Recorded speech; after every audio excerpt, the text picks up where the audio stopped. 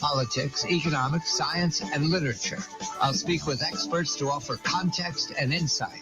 Eye on the World, weeknights at 9 on Vermont's news station, WDEV AM and FM, and streaming at WDEVradio.com. Just because you're away from your radio or out of our broadcast range doesn't mean you have to miss out. Listen live on the WDEV stream, brought to you by AARP Vermont.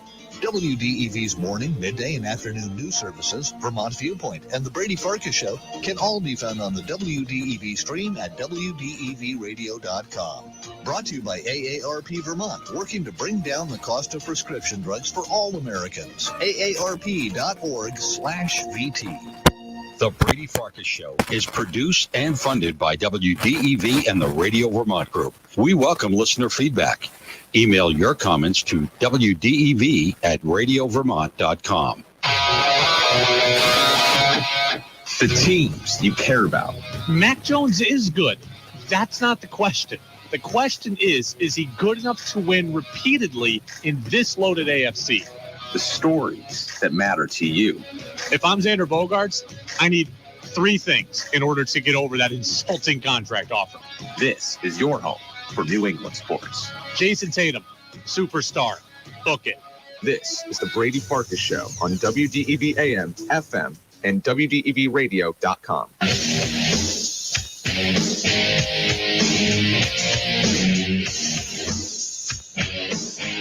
Oh, how I have missed that beat. What's up, everybody? Brady Farkas Show back at it here on a Monday. My vacation is over. I feel refreshed. I feel rejuvenated. Thanks to Lee. Thanks to George Thomas. Thanks to ESPN Radio. Thanks to whoever was in this time slot while I was gone. Appreciate all of them. Appreciate all of you. Appreciate the text messages on the Brady Farkas Show text line. People welcoming me back, telling me that you missed the show.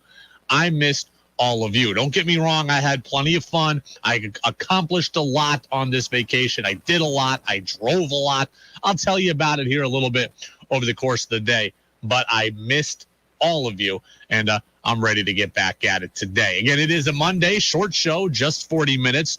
Short shows all week this week. Next week, we got all long shows. So I'm already salivating at the idea of long shows for all 5 days next week. But 40 minutes coming up today. Red Sox coming up at 6:10. Sox hosting the Cleveland Guardians, a team they swept in Cleveland not that long ago. And now these two teams are battling it out, trying to get into the AL wildcard spots. Cleveland 1 game ahead of the Red Sox as we enter play today. Both teams on the outside looking in general of the playoff picture. So Sox need to start rattling off some wins, and those wins have been very hard to come by. We'll talk about the Sox. We'll talk about the Celtics news that came out today.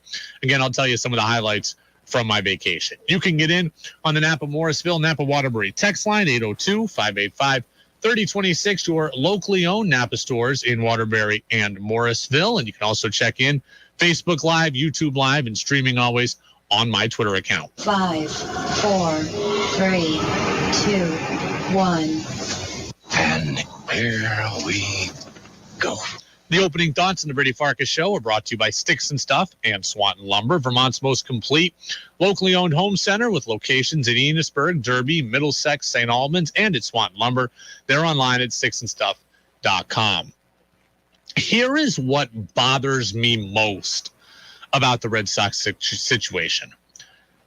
We are a week from the Major League Baseball trade deadline, and I don't think the Red Sox have a clearly defined answer as to what they should do. 1 week away, I don't know what the Red Sox should do, and that is a problem. That right there is a problem. By now, you should know where your team stands. And this team, in my opinion, doesn't. They are a 500 baseball team. They are perfectly in the middle. They are in trade deadline purgatory as far as I am concerned. I've told you already, I think this team is worth investing in. Despite everything that's happened, they are a possible playoff team, and they are going to get healthier. Are they going to be completely healthy? It doesn't look that way, but they're going to get healthier. They're on the fringe of the playoffs right now. They very well might be better, at least than Seattle and Cleveland, two teams that they're trying to jump and could get to that third wild card spot. And now the wild card teams get a series in the playoffs, not just one game. So if you get in, you can do some damage. I think this roster is worth additions, but I don't think it's worth it to go all in and mortgage the future. I don't ever think that that's a real prudent idea, but this team certainly isn't worthy of that level of investment. So I believe the team is good enough to add to, but how much can you add to a team that's only 500? You're not going all in. So that's tough.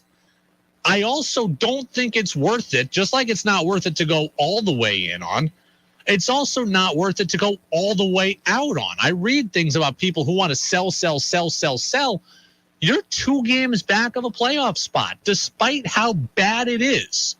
You are just 2 games back. I cannot punt on a season when I am that close. I don't want to trade Xander Bogaerts. I am not far enough back to deal with that kind of backlash. I'm just not. So you tell me what the right answer is. You're not good enough to go all in. You're not bad enough to go all out. So what exactly do you do if you are the Red Sox, if you are high in bloom? I don't know, and I don't know that they know either, and that is a problem. That's what frustrates me. If you were going to be bad, just be awful. And then I could justify it. Trade JD Martinez. Trade Nathan Eovaldi. Trade Xander Bogaerts. We could do all of that. If the Red Sox were in the position the Tigers are in at 19 games under 500 or whatever, 20 games under, we could have that conversation. We're not there. They're not good enough to go for Juan Soto and the guys in that ballpark. They're not bad enough to gut the franchise. So what do you do? The right answer, the preferred answer, is an answer I don't think the Red Sox can execute. I would say under these circumstances, the Red Sox should both buy and sell. If the Red Sox could trade Kike Hernandez, an expiring contract, and go get a younger, more controllable player, I would do it. Can't trade Kike hurt. If they could trade Rich Hill or Michael Wacha to a contender and get a guy who's younger under more team control, I would do it. Can't hurt. If you could do that, if you could sell off the expiring contract guys, especially the lower level ones, but also add to the team, I'd be all for it. Can't execute it. Hill hurt, Wacha hurt, Eovaldi now, well, still pitching, not pitching well. He's not really worth selling at the moment. He's more worth it to you actually just trying to figure it out. The Red Sox don't have a good answer here. I think they will make moves, but I don't think they're going to be anything big. I don't think they're going to sell the big pieces, at least as of today. I don't think they're going to buy big. I think you're going to see names like what you saw last year. The Hansel Robles type, the Austin Davis type, the depth type. And those guys did help last year, so don't let revisionist history get you down on this. Robles was great last year. I think you'll see names like that. And the Red Sox will sit back and just wait and hope. And I always say hope is not a strategy, but in this case, that just might be their strategy. We'll go make some lower level additions, and we'll hope Story comes back okay. We'll hope Devers comes back okay. We'll hope Eovaldi figures it out. We'll hope that Bogart's shoulder is no longer nagging. We'll hope that Kike can come back. We'll hope that Arroyo can come back. We'll hope that Hill and Wacha are good. I think this is what's tough. We are 1 week from the trade deadline, and the Red Sox, I don't think, have a clear answer. Not good enough to go all in. Not bad enough to punt everything. You are caught in baseball purgatory, trade deadline purgatory, and I don't know what they do. I'd be all for trading Kike, Hill, and Wacha if they could. They can't. I'd be all for trading those aging veteran players for younger assets that are major league players or close to it. I'd be all for it. Can't do it. I don't want to trade Vasquez. I don't want to trade Bogarts. I don't want to trade Martinez. I don't want to trade Evaldi. You are still a team that can get to the playoffs. I think this team, this roster is worth investing in, but it's not worth going all the way in on. And the conversations right now for Chaim Bloom, John Henry, Sam Kennedy and company, they are tough conversations. Let's get to the Napa Morrisville, Napa Waterbury text line, 802-585-3026. Virginia says, blow it up. This team doesn't have it. John Tomasi of NBC Sports Boston wrote just that today. He said to blow it up too. I don't think that's the answer. I certainly don't think trading Bogarts is the answer. I could maybe, depending on how the next week goes, I could wrap my head around trading JD Martinez. I was okay with that in the offseason. I was okay with it last year. I can wrap my head around getting rid of JD Martinez. I don't want to get rid of Christian Vasquez because he's one of the guys actually competing for you. I could wrap my head around getting rid of Evaldi. I don't want to, but I could. I can't get rid of Bogarts. I just can't do it. The relationship is too strong and the fan backlash would be too bad. So I can't blow it up completely. I'm talking about selling lower level guys. I might in a couple of days be convinced to sell on Martinez and Evaldi. I can't blow it up completely and get rid of Bogarts. Will in Plattsburgh. After watching the Sox this weekend, they play with no urgency. No matter who they try to get, they need to play better. What's frustrating about this, too, is the Red Sox are giving chances to younger players, right? Younger, inexperienced players, guys that have been in the minor leagues. When you give chances to guys like that, what do we tend to think? They're not going to be as good, but they're going to be scrappy, right? Like we always think that when you're putting in the undermanned team, they may not be as good, but they're at least going to play hard. Red Sox are not playing hard lately. Bayo giving up 5 runs to the Blue Jays in the first, I can take that as growing pains. I can write that off. What I can't write off is Jaylen Brown on Friday night letting Raimel Tapia's ball go over his head, losing it in the sun, and then not going after it. That is what I can't handle. That was embarrassing. And I've been a Durant supporter minus the vaccination thing. I said I wouldn't judge him, and I won't. But like I've supported Durant a lot. I can't support that. I was disgusted when I watched it live. I was disgusted when I watched the replay. Right? If Durant is a rookie, play hard all the time. Downs is a rookie, play hard all the time. Yolmer Sanchez is just up from AAA, play hard all the time. When Plawecki is in, play hard all the time. Pop-up drops in front of him the other night. You can't have that stuff. It's one thing to be undermanned. I get it.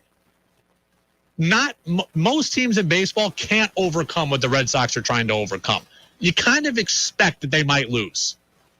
But losing like this is unacceptable.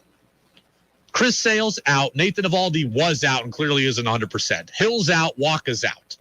So that's 4 starters who are out.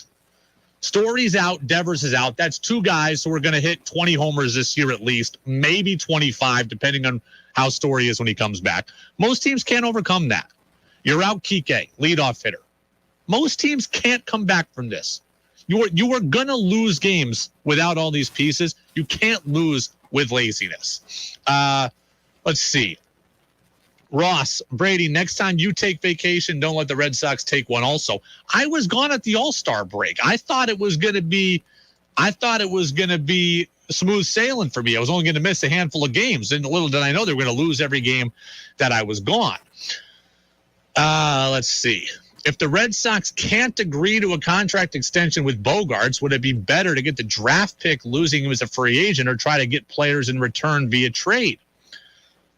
Well, it would be better for the organization to get players.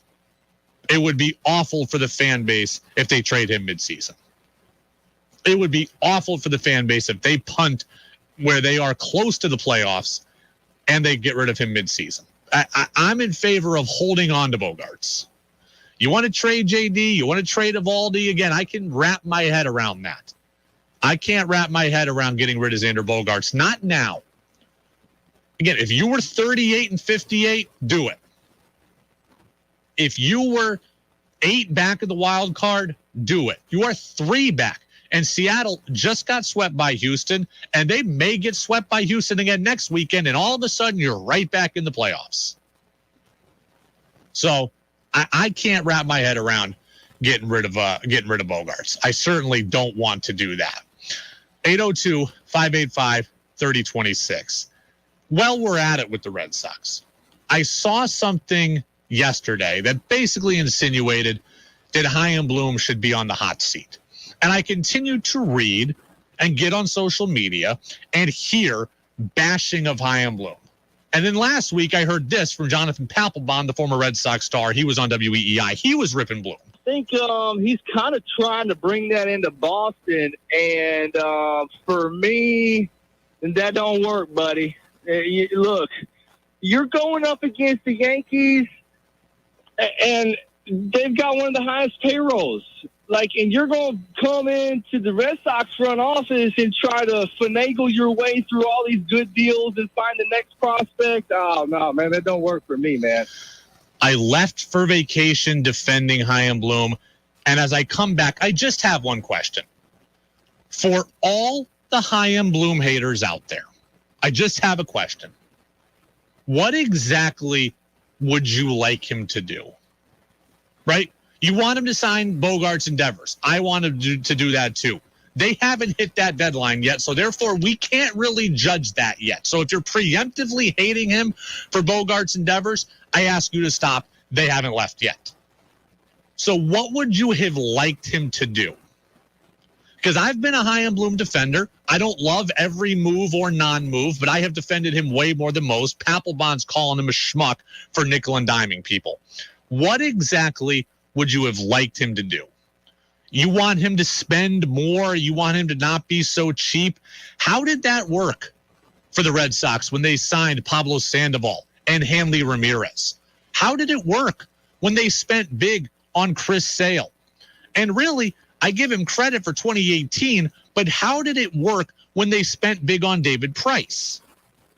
All of you who are asking for Chaim Bloom to open up the purse strings, you're all the same people complaining about all of those deals and calling all those guys busts. The Phillies have spent huge, have they not? Bryce Harper, Nick Castellanos, Kyle Schwarber. They're in 3rd place in their division. The Angels, Mike Trout, huge. Anthony Rendon, huge. Albert Pujols, Justin Upton in the past, huge. They are in 4th place in their division.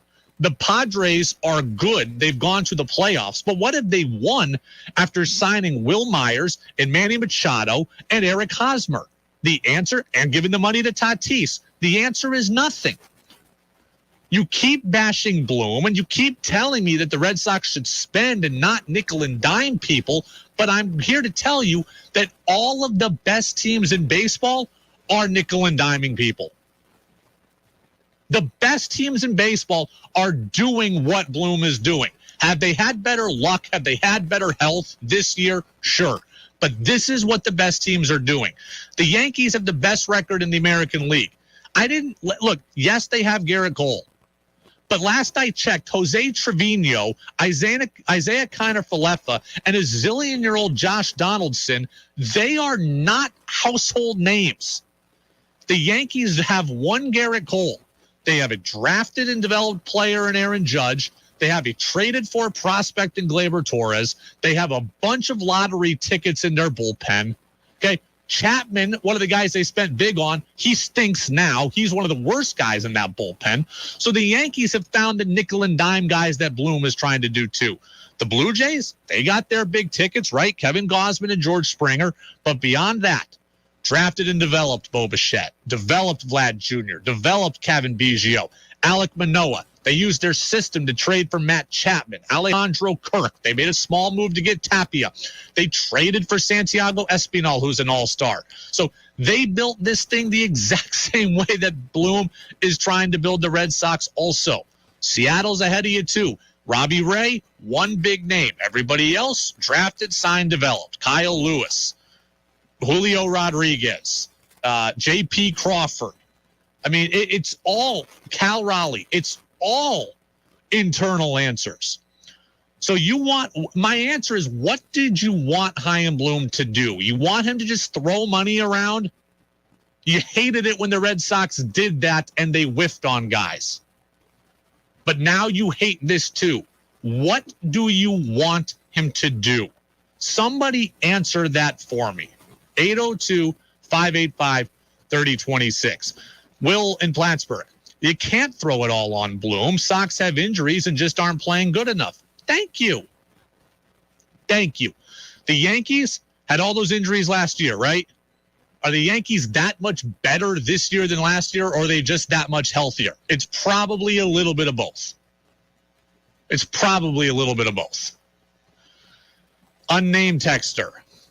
Circumstances of injury notwithstanding, the Red Sox are a team failing to focus on their strengths and utilize any measure of tactic based on design. Okay, that's very smart sounding.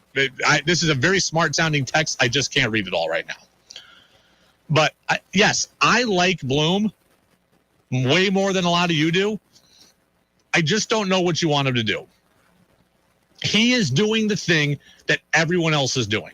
He spent money on Story. He's got big contracts already on his roster that he inherited. He can't do anything about sales deal. They have spent big money as an organization. Bloom has doled out big money himself as well. He's trying to find diamonds in the rough. He's uncovering guys. And you know what? John Schreiber's looked pretty good, hasn't he? Austin Davis at times has looked really good, has he not? Rob Refsnyder's looked really good. Christian Arroyo's done great things over the last year. Kike was great last year and carried them in the first round of the playoffs. Hunter Renfroe he found last year. So he has found guys that other teams are trying to find. This year, maybe it's not working out as well as it did a year ago, or other teams are hitting on it better than they did a year ago. But if you want to bash Bloom, just tell me what else he should have been doing. Yes, he could have signed Carlos Rodon in the offseason. That's a guy that I wanted. I'm mad that Carlos Rodon's not here and Michael Wacha and Rich Hill are. I bashed him for that in March. But beyond that, I can't give him too much. I wanted another outfielder. I wanted him to sign Saya Suzuki or Conforto when Conforto was healthy. And I wanted them to go out and get Rodon. Those are the two moves I wanted, and those are the two moves I criticized him for. Other than that, I don't know what more else he's supposed to be doing that will satisfy all of you people. Put the pitchforks away. Recognize that this is what baseball teams are doing. Jose Trevino, Isaiah Kiner-Falefa, Josh Donaldson, Miguel Castro in the bullpen, guys you'd never heard of like Michael King. Sorry, he broke his elbow the other day. Like, these are the Yankees. The Yankees traded away Gary Sanchez.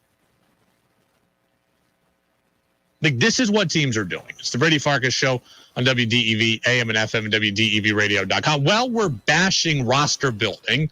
Let's bash the Celtics. I can't believe that they've done this. We'll talk about it next. Val San Giacomo, DeTora, and McQuestion, a supporter of community events like Berry Heritage and Homecoming Days, July 27th through the 30th. VDM Law has been providing valuable legal counsel to Vermonters for over 43 years. When you need a lawyer, you can rely on the experienced attorneys at VDM Law. From personal injury to real estate, environmental law to criminal defense, corporate law to estate planning, the attorneys at VDM Law can advise you. Visit VDMlaw.com for more information. Experience matters. Hi, my name is Jeff Gould. I live in Barre, Vermont, and run J. Gould Plumbing and Heating. I'm here to talk to you about Central Vermont Home Health and Hospice, an organization that is very dear to me and my sister Elizabeth's heart. CVHHH's hospice team cared for my mother, Barbara Gould, a nurse who worked for 50 years in this community at the end of her life. CVHHH's hospice nurses embraced me, my mom, and my family with warmth and kindness that helped us through a very painful time. They explained what to expect as Mom declined and were always available to answer our questions. Mom received the same high-quality care that she valued and provided as a nurse. Elizabeth and I are forever grateful. So please join Elizabeth and I and donate to Central Vermont Home Health and Hospice's Spring Appeal.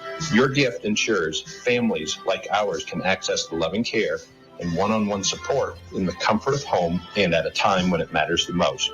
Please donate at cbhhh.org. Thank you. How well does your garden grow? Tune in Saturdays at 12:30 for In the Garden with Peter Burke. Peter and co-host Joel Nashman give you 1 full hour of the latest news, helpful tips, and your calls to talk about what's happening in your garden. It's brought to you in part by the Willie's Store, family-owned since 1900 in Greensboro. In the Garden with Peter Burke, live Saturdays at 12:30. Hear the podcast anytime at WDEVradio.com. Think you know sports better than Brady does? Text in with your thoughts at 802-585-3026.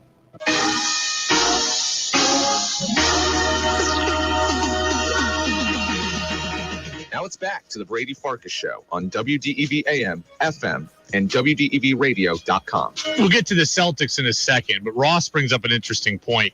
It's hard to get all the top players because the Dodgers are just willing to spend all their money. The Dodgers aren't built in the way that you think they're built. They're not. You think the Dodgers just have all the money, so therefore they can go out and get every good player. I look at their roster. Will Smith, their catcher, drafted, developed. Not a big money signing. Okay? Freddie Freeman, they use money on him. That's fair. They traded for Mookie Betts. Now, they had the money to go and sign him afterwards, but they traded for him. They used prospect capital to get him. Max Muncy, found under the couch covers. Justin Turner, found under the couch covers. Corey Seager, not there anymore, drafted and developed. Trey Turner, traded for prospect capital. Max Scherzer, traded for prospect capital. He's now gone. They rented him. They took a chance. They rented him. Didn't work. Kershaw, drafted and developed. He's not making a ton of money anymore. Guys in the past like Kenley Jansen, okay? I mean, he was drafted and developed or signed and developed. Blake Trinan, they found him under the couch covers. Craig Kimbrell, they traded for. He was damaged goods after the White Sox. Like, the Dodgers are not just a bought and paid for champion. Like, yes, they have some expensive players. Julio Urias, drafted and developed. Walker Buehler, drafted and developed. I mean, like, this is not Tyler Anderson. Tyler Anderson is an all-star, pitched for the Pirates last year and the Mariners, and is now, an all-star. Tony Gonsolin. Like, this is not, like, this. They don't have DeGrom and Scherzer, who they bought and paid for, like the Mets did. Well, the Mets drafted and developed DeGrom. I give them credit for that. So, like, the Dodgers are not a bought and paid for team. I really want to rip the Celtics, and now I'm not going to have a ton of time to. So let's just, all right, I'm going to have to cage the Celtics talk. This is the problem of a 40-minute show. I'm not going to be able to rip the Celtics. Here's the bottom line. The Celtics apparently offered the Nets Jaylen Brown, Derek White, and some draft picks for Kevin Durant. I told you a month ago I was against that kind of deal. Well, not a month ago. I told you 2 weeks ago I was against doing that. And now the Celtics have done it, and I think that's a huge problem. Basketball-wise, I think it's dumb. I'm not trading Jaylen Brown for a 34-year-old Kevin Durant, with injury history who's under a contract until he's 38, who has been a diva the last couple of places that he's been, who has caused issues the last couple of places he's been, who's missed a ton of games. I'm not doing that basketball-wise. And now, psyche-wise, if I were Jaylen Brown, I'd be ticked. I would be ticked. Like, it's one thing to be 22 and get your name thrown around and be like, hey, Anthony Davis, Kawhi Leonard, Paul George, Russell Westbrook, whoever. Yeah, Jaylen Brown.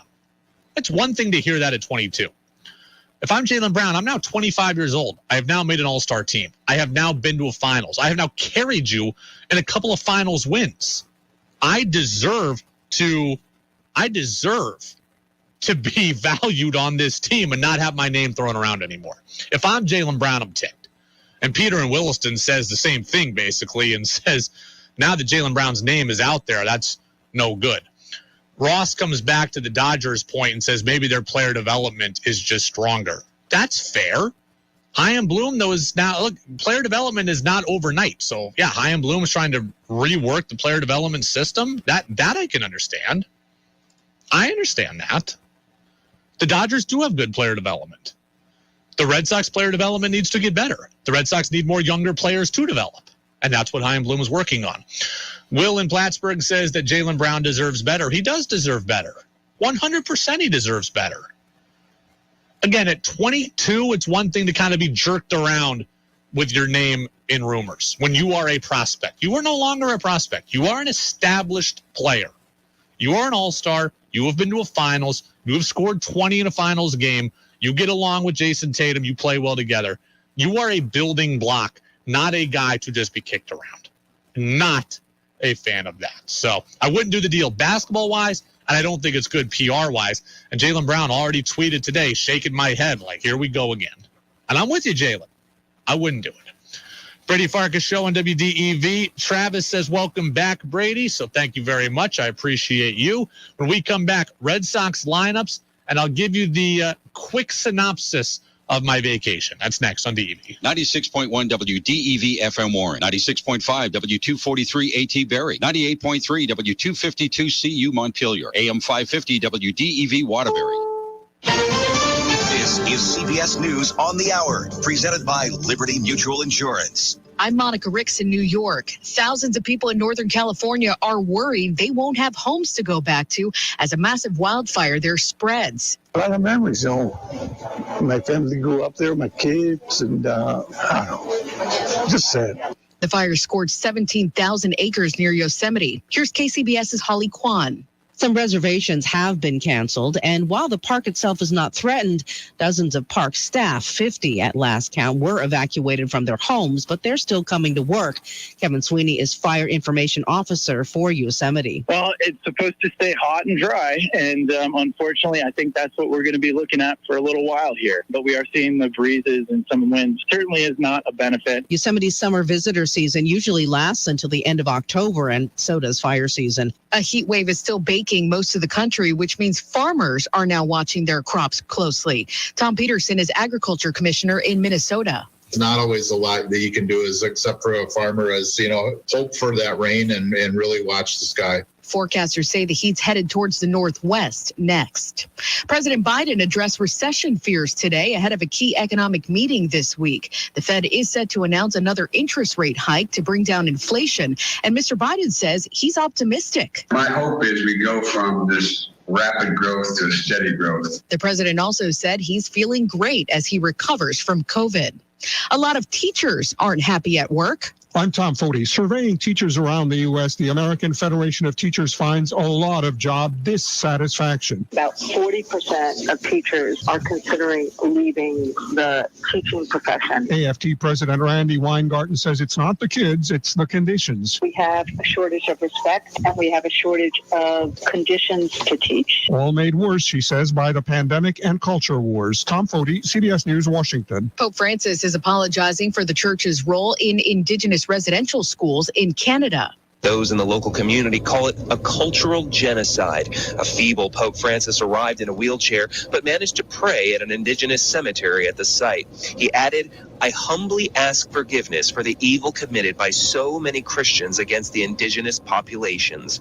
Chris Lipsey, CBS News, Musquatchus, Canada. Actor Paul Sorvino has died. He was a veteran character actor, best known for his roles in Law and Order and Goodfellas. I don't know nothing about the restaurant business. Nothing. All I know is to sit down and order the meal. Sorvino's career spanned more than 5 decades. He was 83 years old.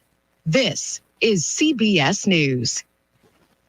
Liberty Mutual customizes your car and home insurance, so you only pay for what you need. Visit libertymutual.com to learn more. Thursday night, the Thunder returns to the nation's site of excitement, Thunder Road, as WDEV and Calkins Portables present championship stock car racing for the late models, Flying Tigers, Street Stocks, and Road Warriors, plus the one you've all been waiting for, the Great Porta Potty Grand Prix. Adult admission $15. Kids 12 and under $5. A family of 4, 2 adults, 2 kids, just $30. Kids 5 and under free. Thursday night, Thunder Road. Coach time 7 o'clock. If you suffer from joint pain, from arthritis, or an injury, you know the traditional treatments, pain meds and steroids, and then surgery, right? Now there's a better way from the local medical professionals at QC Kinetics. QC Kinetics is the nation's leader in regenerative medicine. This is an advanced, exciting, and natural alternative that can give you lasting relief using your body's own healing power. Listen, steroid shots are toxic to your joints, pain meds are addictive, and nobody wants to go under the knife. It's 2022, and those old ways are out, and the new ways are in. Regenerative medicine can restore and repair damaged joint tissue using the natural biologics. No drugs, no downtime, no surgery. QC Kinetics regenerative protocols can address any pain in any joint and give you quality of life you deserve. Call now and schedule your free consultation. 802-PAINLESS. That's 802-PAINLESS. Treatments are not yet FDA approved. Hi, this is Anson Tebbets, co-host of For the Birds, heard Saturdays on WDEV. Each week, Chip Darmstadt and I discuss bird sightings, bird counts, and activity at your feeder. You also can listen anytime to podcasts on Apple, Google, Spotify, and Amazon Music. Join us Saturdays at 7:30 and 12:15 for the Birds. 28 years on WDEV AM and FM and streaming at WDEVradio.com. Your chance to be part of the show is on the text line at 802-585-3026. Now it's back to the Brady Farkas Show on WDEV AM, FM, and WDEVradio.com. All right, texter's mad at me. I wouldn't read this text. The text that was written very, very smartly. It was very, very long. It was written very, very smartly. In the commercial break, I read it a little closer. And the bottom line is this. The texter says, it would be nice if the Red Sox stopped approaching every play with this individualist expectation of relying on their talents and instead coordinating their focus as professionals to generate intended outcomes, a.k.a. stop being selfish, start playing as a team. That's what the texter is saying. So there, I read the text. As for what I think about it, I don't think that the Red Sox are selfish. I think that they are undermanned right now and incapable, at least in some capacities, right? Like the pitching staff being a bunch of AAA call-ups, that's not going to yield you the best results. Substituting Yolmer Sanchez for Trevor Story, not great. Having to play Bobby Dahlbeck all the time because Devers is out, also not great. We'll get the lineups here momentarily. But as for my vacation, it was great. It's never long enough, but it was great. Spent a couple of days in Rochester, New York, a couple of days in the Adirondacks, one day at my parents' house. So here's the bottom line. I went to a minor league game, AAA Nationals against the AAA Royals in Rochester. May have been the worst AAA roster matchup in the history of baseball. The Nationals are horrific and have a horrific farm system, so they had nobody worth watching. The Royals had to send all their good AAA players to Canada to cover for all the unvaxxed guys, so they were depleted as well. So the rosters had nobody that really anyone's ever heard of. The game did go quick with the pitch clock. As a fan, I didn't really notice it or mind it. The game took about 2.5 hours. After the game, we stayed and watched the Rochester Philharmonic Orchestra. I could have done without that, but one of the guys' wives who we were with, she wanted to watch it, so we did. So, oh well, I got a little culture in my life. Beer at the AAA game was still between $8.75 and $10. Ridiculous. I thought it was going to be like $5 at a AAA game.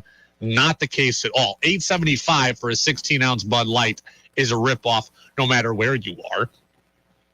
I played golf 4 times, 2 rounds of 18, 2 rounds of 9 at 4 different courses. I've determined golf would be a lot more fun if I consistently wasn't down a stroke from a bad tee shot. All of a sudden, I've developed a massive hook and was playing chase it in the woods 3/4 of the time. So I was constantly taking penalties off the tee there. I've also determined that any shot from about 15 yards off the green and in high grass completely freaks me out. If the grass is too high for me to just putt through it and it's too close for me to use a real wedge shot, because I'll just, if I hit a wedge shot, it's going to go at least 40 yards. So that would be a problem too. So I just bled strokes by doing all the wrong things. I tried everything, putt through it, didn't go anywhere. Wedge, over it. Kind of chip it out with a 7-iron, that didn't work. So golf would be a lot more fun if I didn't have to hit off the tee, apparently, and if I didn't have those kind of shots. I saw a bear in the Adirondacks. That was cool. First time I've ever seen a bear. Apparently, it's pretty commonplace to all of you Vermonters that live near any kinds of woods, but I had never seen one, so I saw a bear. And then yesterday, men's league, I threw 140 pitches, pitched extra innings, threw 8 innings against the best team in the league, pitched pretty well, then gave up a game-winning homer to the best hitter in the league. What kind of dummy hangs a slider to the best hitter in the league in extra innings? I should have walked him. I should have hit him. I should have thrown 4 pitches in the dirt. I should have thrown 4 pitches over his head. I should have bounced him up there. I should have done anything but what I did. All in all, great vacation.